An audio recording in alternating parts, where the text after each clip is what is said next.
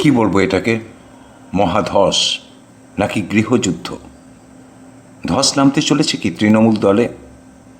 আর যদি ধস নামে দল ছাড়তে থাকেন তৃণমূলের একাধিক হেভিওয়েট নেতারা, তারা যাবেন কোথায়? যাবেন কোনো জায়গায়, নাকি ওয়েট অ্যান্ড ওয়াচ করবেন? বিজেপির রাজ্য সভাপতি শ্রমিক ভট্টাচার্য তো বলেই দিয়েছেন, আপনারা জানেন, বিজেপির তৃণমূলীকরণ হবে না। কোনো ঋতব্রত কেননা বিজেপি হয়তো জানে এখন তৃণমূলের বহু নেতা পাওয়ার শিফট বুঝে নিরাপদ জায়গা খুঁজছেন। আর বিজেপি যদি সবাইকে একসঙ্গে নিয়ে নেয়, তাহলে ওয়াশিং মেশিন তত্ত্ব আবার কিন্তু সামনে আসবে। আর বাংলার মানুষ প্রশ্ন তো করবেই, যাদের বিরুদ্ধে ভোট দিলাম তারাই গেরুয়া হয়ে গেল। তাই মানুষ নজর রাখছে, আর বিজেপিও দূর থেকে চাপ বাড়াচ্ছে, আইন, প্রশাসন, তদন্ত, পুরসভা, পুলিশি অ্যাকশন, সব দিক থেকে। আবার দেখুন, দিল্লিতে বঙ্গভবনে মুখ্যমন্ত্রী শুভেন্দু অধিকারীর সঙ্গে দেখা করতে গিয়েছিলেন ঋতব্রত বন্দ্যোপাধ্যায়। সবাই চেনেন এনাকে। তাহলে হচ্ছেটা কি? জানতে হলে সঙ্গে থাকুন। আমি তারক ঘোষ, আর আপনারা দেখছেন ভয়েস 9 বাংলা।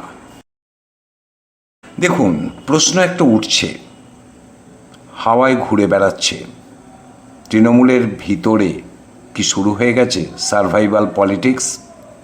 ক্ষমতা হাতছাড়া হওয়ার পর কি একে একে দূরত্ব বাড়াচ্ছেন হেভিওয়েট নেতারা?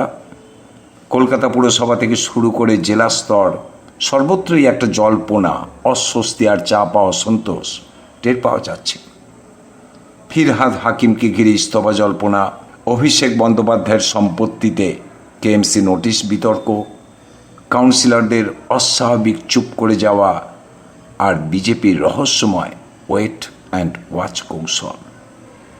দেখুন, আপনারা বলতেই পারেন যে তৃণমূল এখন বিরোধী দল, তারা বিরোধী দলে রয়েছে, কিন্তু ভিতরে ভিতরে কি একটা পাওয়ার শিফটিং চলছে?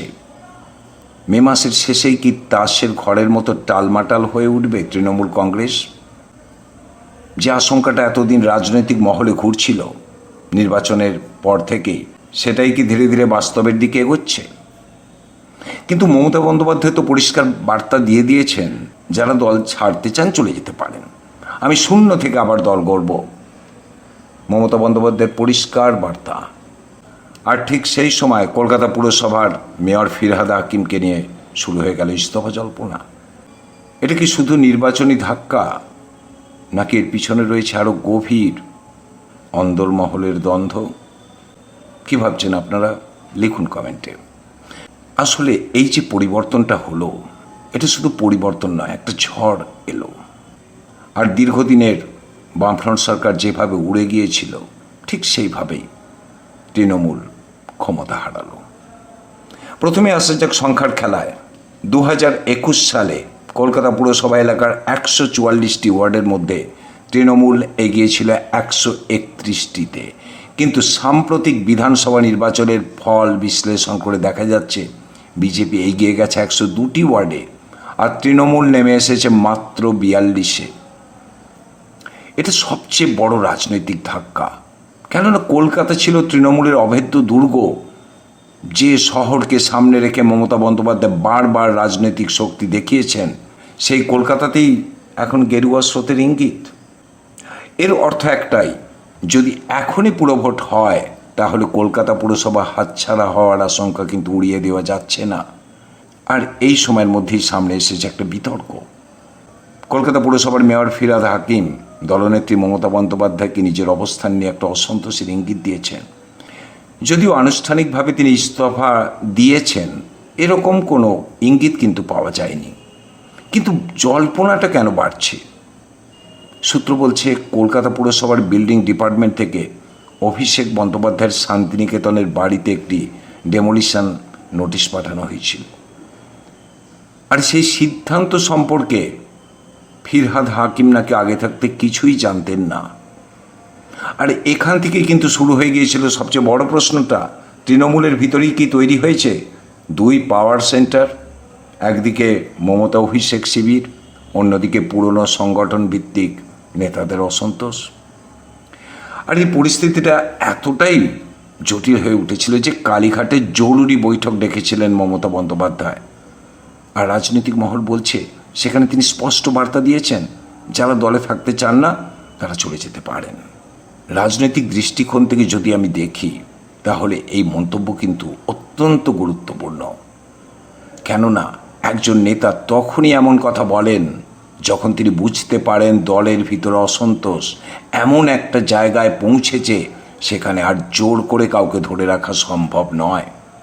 তবে কি সেই সংকট এখন দলের মধ্যে দেখা দিয়েছে সেটা বুঝতে পেরে গেছেন মমতা বন্দ্যোপাধ্যায়, তাই কি ওই কথাগুলো বলেছেন। আর যদি সংকট আসে তাহলে সেই সংকট কি শুধু কলকাতাতেই সীমাবদ্ধ?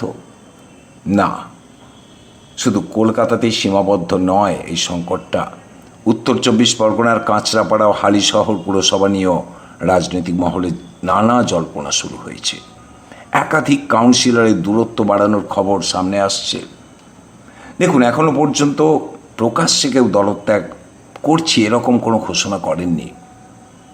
আর এখান থেকেই তো সামনে চলে আসছে বিজেপির সবচেয়ে গুরুত্বপূর্ণ রাজনৈতিক কৌশল, ওয়েট অ্যান্ড ওয়াচ স্ট্র্যাটেজি। অপেক্ষা করো, দেখো। শুভেন্দু অধিকারীর নেতৃত্বে বিজেপি আপাতত তৃণমূল নেতাদের সরাসরি দলে নিতে খুব একটা তাড়াহুড়ো করছে না, এরকম রাজনৈতিক মহলের পর্যবেক্ষণ থেকে জানা যাচ্ছে। কিন্তু কেননা বিজেপি জানে এখন তৃণমূলের বহু নেতা পাওয়ার শিফট বুঝে নিরাপদ জায়গা খুঁজছেন। তাই সবাইকে যদি দলে নিয়ে নেওয়া হয় বড় বড় নেতাদের তৃণমূলের প্রথম সারি, তাহলে আবার সামনে চলে আসবে সেই ওয়াশিং মেশিন তত্ত্ব। মানুষ প্রশ্ন তুলবে, যাদের বিরুদ্ধে ভোট দিলাম তারাই হঠাৎ গেরুয়া হয়ে গেলেন কিভাবে?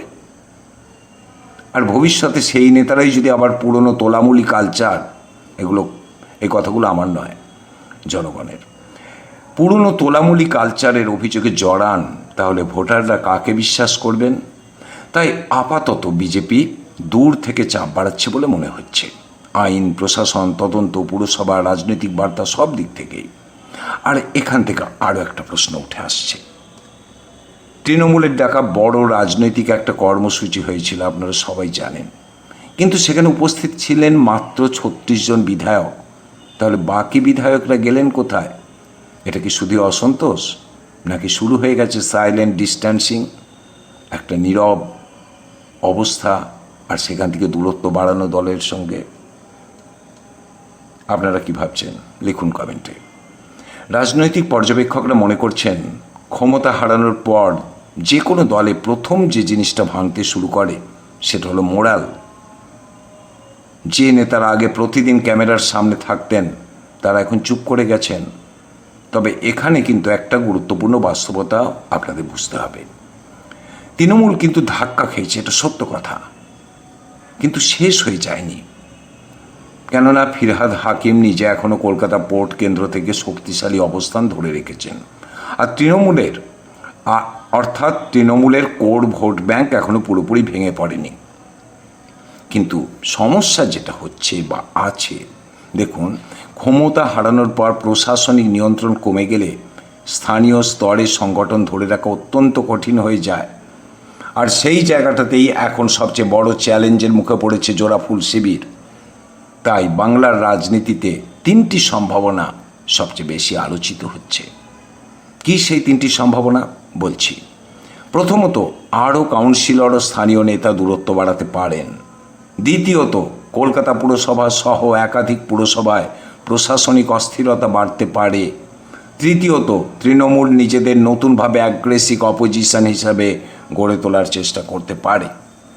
কিন্তু সবচেয়ে বড় প্রশ্নটা হলো, তৃণমূল কি আবার আগের মতো ঘুরে দাঁড়াতে পারবে, নাকি 2026-এর ফলাফলটাই তার দীর্ঘ রাজনৈতিক পতনের সূচনা করে দিল? মমতা ব্যানার্জি অনেকবার এরকম অবস্থা থেকে ঘুরে দাঁড়িয়েছেন, আপনারাও জানেন। তিনি এত সহজে হাল ছেড়ে দেবেন না বলেই শোনা যাচ্ছে। নানা পরিকল্পনা হয়তো রচিত হচ্ছে। তবে বাংলার রাজনীতিতে এখন যেটা চলছে এটা কিন্তু শুধু একটা সরকার বদলের ঘটনা নয়, এটা ক্ষমতা হারানোর পর একটা বড় রাজনৈতিক দলের বেঁচে থাকার লড়াই। আর সেই কারণে এখন মানুষ নজর রাখছে কে থাকছেন, কে দূরত্ব বাড়াচ্ছেন, আর কে অপেক্ষা করছেন সঠিক সময়ের। আবার দেখুন, দিল্লির বঙ্গভবনে শুভেন্দু অধিকারীর সঙ্গে ঋতব্রত বন্দ্যোপাধ্যায়ের সাক্ষাৎ নিয়েও রাজনৈতিক জল্পনা তৈরি হয়েছে, যদিও প্রকাশ্যে কেউ রাজনৈতিক সমীকরণের কথা স্বীকার করেননি। আর বিজেপি রাজ্য সভাপতি তো পরিষ্কার বলেই দিলেন, শুনুন কি বলেছেন তিনি। কোনো ঋতব্রত, কোনো সত্যব্রত, কোনো পরমব্রত, কোনো চিত্রব্রত যারা আছেন না, এদের জায়গা এখন বিজেপিতে নেই, দরজা বন্ধ। তাহলে হচ্ছেটা কি? সত্যিই কি বিজেপির দরজা তৃণমূলের কাছে চিরতরে বন্ধ, নাকি সময় একটু গড়ালেই আবার বদলে যাবে সমীকরণ, খুলে দেয়া হবে দরজা? আপনারা কি ভাবছেন লিখুন কমেন্টে। ফিরহাদ হাকিম আর অন্য হেভিওয়েট নেতারা যদি সত্যি দূরত্ব বাড়ান, তাহলে কি তৃণমূল অস্তিত্ব সংকটে পড়ে যাবে, নাকি মমতা বন্দ্যোপাধ্যায় আবারও ঘুরে দাঁড়াবেন? মমতা বন্দ্যোপাধ্যায়ের রাজ কি থাকবে তার দলের কর্মীদের উপর? কমেন্টে আপনার মতামত অবশ্যই জানান। আর দেখতে থাকুন ভয়েস 9 বাংলা।